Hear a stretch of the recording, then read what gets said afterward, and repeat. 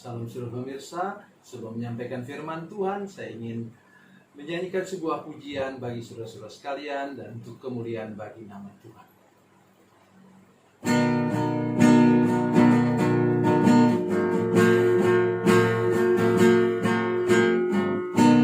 Setiap saat ku berlindung di bawah tangan kasih-Nya. Hari demi hari ku bernaung di dalam kuasa-Nya.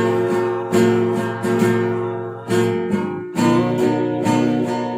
berharap padanya, berharap padanya, berharap padanya, padanya.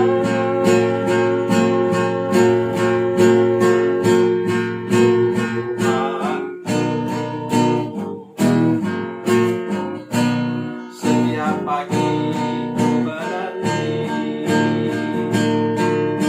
uluran tangan Bapa-Nya. Yesus Kristus Tuhan yang mulia memberikan berkat-Nya.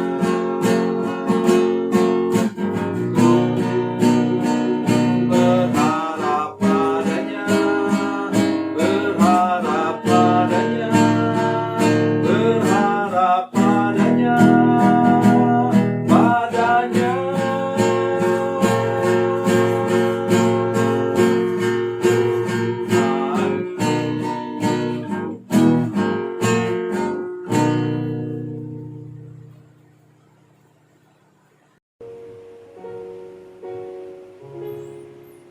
Salam seluruh pemirsa, selamat berjumpa kembali dengan kami dalam program Berita Pengharapan.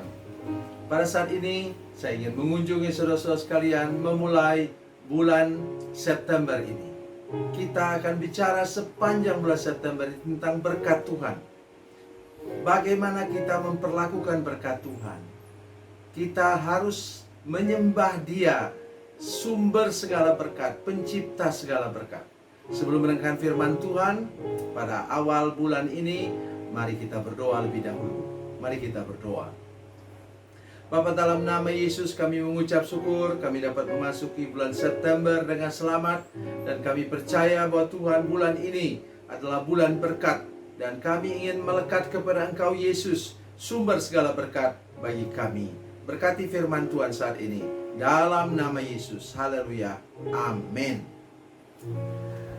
Saudara pemirsa, mari kita mulai hari ini dengan firman Tuhan dari Injil Matius, pasalnya yang ke-6, ayat 19 sampai 24. Tetapi saya hanya ingin baca ayat 19 dan ayat 20 saja. Demikian bunyi firman Tuhan. Janganlah kamu mengumpulkan harta di bumi ngengat dan karat merusakkannya, dan pencuri membongkar serta mencurinya. Tetapi kumpulkanlah bagimu harta di sorga ngengat dan karat tidak merusakkannya, dan pencuri tidak membongkar serta mencurinya. Amin. Saudara pemirsa, ada satu kalimat di sini yang seringkali mengganggu perasaan orang. Bagaimana mungkin ngengat dan karat merusakkan emas? Dengar baik apa yang saya katakan pada hari ini. Sekarang di zaman modern, di era digital ini, maka orang mulai sadar bahwa firman Tuhan yang kita dengar hari ini adalah firman Tuhan ya dan amin. Kenapa? Oleh karena sekarang di bursa saham, emas misalnya bisa turun nilainya sampai Rp1.000 per gram. Kalau dia turun Rp1.000 per gram, kalau sudah punya simpanan emas di bursa saham, sebanyak 1 kilo, saudara sudah kerugian berapa banyak? 1 juta rupiah dalam hitungan detik, saudara sekalian. Oleh sebab itu, mari belajar percaya apa yang firman Tuhan katakan itu adalah ya dan amin. Oleh sebab itu pada hari ini saya ingin mulai dari segi itu. Kalau Tuhan bilang jangan, ya jangan lakukan. Kalau Tuhan suruh, ya lakukanlah.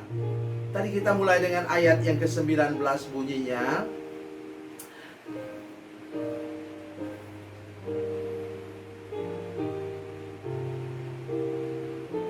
Janganlah kamu mengumpulkan harta di bumi.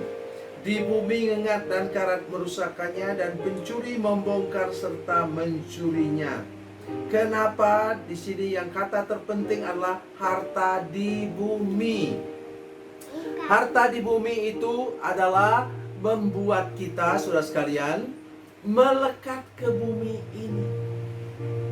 Sudah ingat? Ketika Yesus datang kembali, kita akan diangkat ke awan-awan. Diangkat ke awan-awan. Jadi kalau sudah melekat ke bumi ini, saudara akan seperti istri Lot. Malaikat sudah katakan, jangan menoleh ke belakang. Tapi ketika dia mendengar letupan-letupan, ledakan-ledakan, karena Tuhan memusnahkan Sodom dan Gomora dengan api dan belerang, maka dia tidak bisa tahan. Dia mulai membayangkan apa? Emasnya, bongkahan-bongkahan emas berapa kilo yang dia simpan selama ini. Berapa banyak butir berlian yang disimpan sekarang ini. Karena itu dia tidak tahan dan dia melawan firman Tuhan. Dia menoleh ke belakang dan kita tahu ceritanya. Dia berubah menjadi tiang garam. Itu sebabnya Tuhan melarang kita untuk apa? Untuk melekat ke harta di bumi ini. Oleh karena tidak ada 1 gram emas pun, tidak ada 1 butir berlian pun yang kita bisa bawa ke surga. Yang kita bisa bawa ke surga cuma 1, nyawa kita yang diselamatkan oleh Tuhan. Oleh sebab itu pada hari ini saya mengajak semua saudara-saudara sekalian, kalau Tuhan melarang, ya jangan lakukan. Mari kita lihat yang kedua, ayat yang ke-20. Tetapi kumpulkanlah bagimu harta di surga. Itu dia. Kumpulkanlah harta di surga. Kenapa? Supaya saudara melekat ke surga. Kolose pasal 3 ayat 1-3 mengatakan apa? Kalau kamu sudah dibangkitkan bersama dengan Kristus, carilah yang di atas, pandang ke atas. Kalau sudah cari harta kekayaan di surga, maka hati sudah terangkat ke surga, mata sudah memandang ke surga, dan nanti ketika dia datang kembali, saudara dengan mudah terangkat ke sana. Karena mata saudara sudah selalu tertuju kepada surga. Dan hari ini, mari kita buat keputusan bersama-sama saudara sekalian. Mari berhenti melekat kepada dunia ini. Kita memang masih hidup dalam dunia ini. Kita masih berladang bersawah di dunia ini. Kita masih menanam pohon buah-buahan di dunia ini. Kita masih mencari ikan di laut, masih berburu mencari hewan di hutan, di bumi ini. Tetapi kata kuncinya apa saudara sekalian? Jangan melekat kepadanya, apalagi kepada harta benda. Supaya jangan kemudian itu menjadi rantai yang mengikat sudah kepada bumi ini, kepada dunia ini. Dan ketika Yesus datang kembali, engkau tidak bisa ikut terangkat. Jaga baik hidup saudara sekalian, dan tolong ingat apa kata firman Tuhan ini. Yang ketiga, firman Tuhan ini mengatakan apa? Di surga ngengat dan karat tidak merusakkannya, dan pencuri tidak membongkar serta mencurinya. Mana ada pencuri masuk surga, saudara sekalian. Oleh sebab itu, mari taruhlah hati kita. Hati kita nomor 1. Taruh di surga sana. Taruh di surga sana. supaya kita tidak perlu lagi khawatir. Jangan simpan uang di bawah bantal. Tapi sudah juga dengar, berapa hari terakhir ini orang ribut dengan apa? Ada macam-macam cara pencuri mengambil uang di ATM, saudara sekali. Hipnotis misalnya terjadi. Tetapi pesan saya hari ini ialah, kalau hatimu ditaruh di surga, dompetmu ditaruh di surga, engkau tidak perlu khawatir tentang apapun juga. Tuhan Yesus memberkati, Tuhan Yesus baik. Mari kita berdoa. Bapa, dalam nama Yesus, terima kasih untuk firman Tuhan ini. Tolong kami untuk ikut apa yang Tuhan suruh dan tidak mengikut apa yang Tuhan larang. Terima kasih Tuhan. Dalam nama Yesus, haleluya. Amin.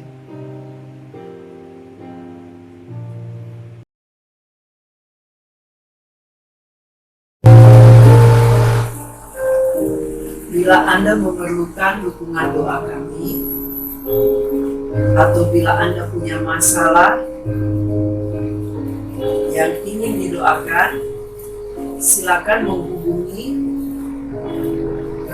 nomor telepon kami 0812 7661 1125. Dan bagi Anda yang berada di luar negeri, silakan menghubungi plus 62 812 7661 1125. Tuhan Yesus memberkati, Tuhan Yesus baik.